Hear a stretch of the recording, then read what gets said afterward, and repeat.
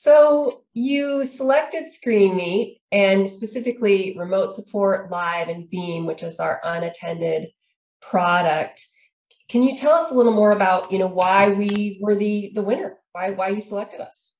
Yeah. So we evaluated a few tools, big and small, but we wanted a partner, someone that we can work with, someone that is willing to integrate and understand our needs. So the big ones, they have their own roadmaps. It was hard to influence.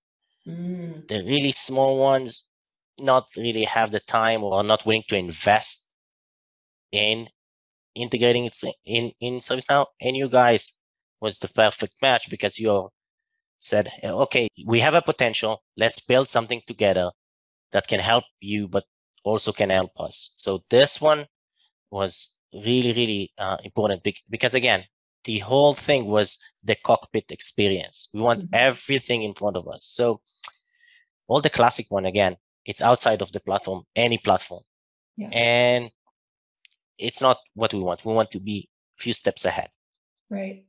And, we really appreciated that partnership too, because many of our customers use ServiceNow, obviously, and any feedback we get from you is obviously going to help us benefit them too. So it's been a really great collaboration as we've gone forward.